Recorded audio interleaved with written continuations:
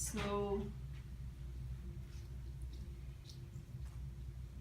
when we live in a world of unpredictability, always, right? The nature of being embodied and being on the earth is that the earth, the way she works, is in these places of duality, which are a pulsation between both opposing and complementary opposites.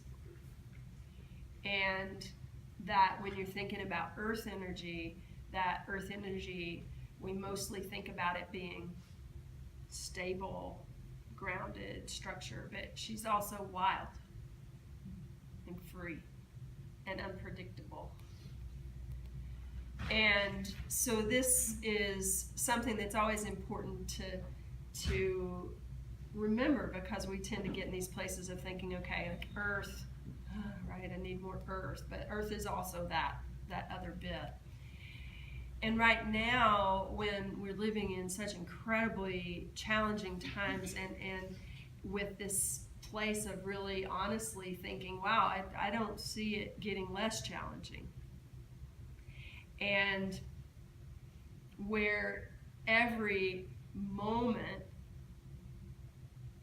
is offering itself something so much more absurd than what was being offered in the last moment, that you just start to, you don't know what to do except for to laugh because you can't believe it.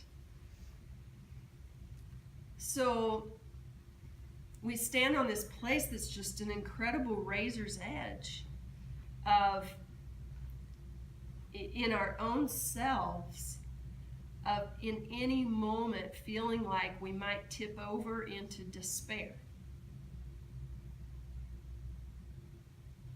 I mean, this morning I was like, oh, right?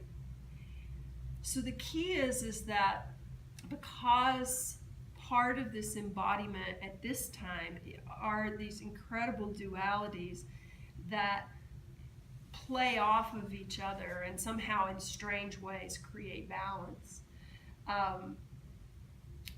that for our own self-care and self-preservation, when we're in a place of feeling like in any moment that we can feel hopeless or in despair or any other thing that feels like it would just be tipping too far off of the side, is we really want to be in this place of taking exquisite care of ourselves in so many ways, which we're doing by being in the practice and a lot of other ways, but also to really seek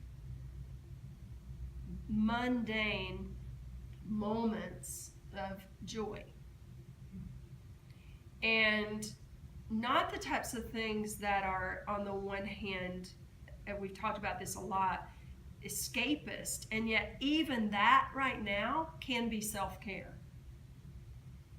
Because, a good Seinfeld episode can heal a lot of things, at least for those 30 minutes or whatever, right?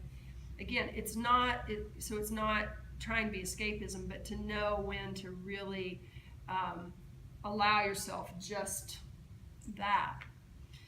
But more potently, to really truly both seek out and appreciate those tinier moments of the mundane joy. We tend to think of, lots of times when we're in this practice of yoga and other spiritual practices, that there's something more divine and more sacred about things that are sort of mystical and spiritual.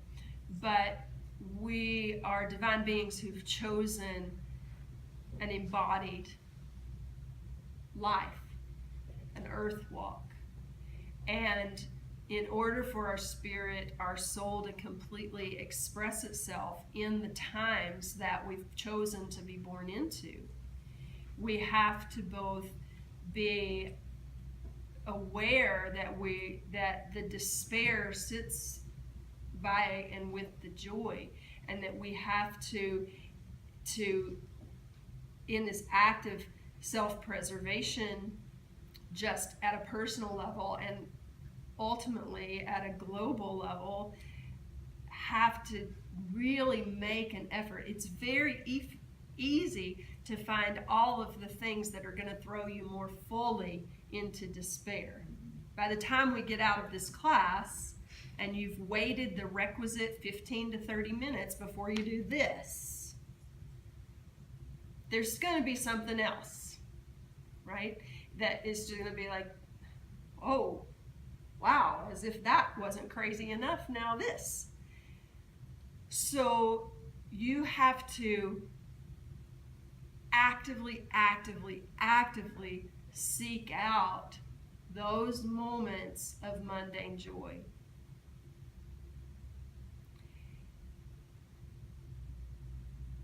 We had an electrician come to our house last week, and they brought their brand new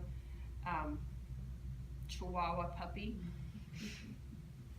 Now I have a really big dog, so I'm not used to like little puppies, but it was like this big.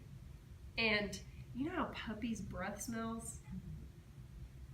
Like, that's a mundane joy. It's like, oh, it's got this like weird little sweetness to it, you know, like the way a baby's head smells. Or even little puppy teeth, they're so razor sharp, and yet there's just something about them like, until you're like, right? But just those little things. That's why I've been spending so much time in places, and especially just in my life, with this Danish idea of hygge, of creating warmth and a feeling of candlelight and all these things in my life, and speaking about it in my immersion, speaking about it in class, because it is a way of doing self-care that to keep us strong and resilient for our lives, that we can continue to show up, because there's a fatigue that sets in when we're trying to change the world, right? And it keeps meeting us with the next thing. And so the practice of yoga asana, what we're doing is that we come onto the mat and we put ourselves in pretty absurd situations. Like, it's not normal, really, to put your leg behind your head, or both of them, or to balance on your hands with legs going that way. Like, that's not normal. And we put ourselves in these weird positions in order not only to their internal things that happen, but also because we get the opportunity in that situation to test our mettle, to see, where am I strong and resilient, where do I get thrown off kilter? Do I over effort and burn out? Do I under effort and want to give up? Where am I? Because the way we do the mat's the way we do the world. And so in this way, we step into the challenge of practice, not because there's a goal of being better in a pose or any of those things, but because we're here to know ourselves more fully so that we can be in the highest and deepest service in the world. And so we go with the joy, not as an escape, but as self-care. And then we also, on purpose, go into the challenge to strengthen ourselves. So this is where we find ourselves this week. Bound to change yet again.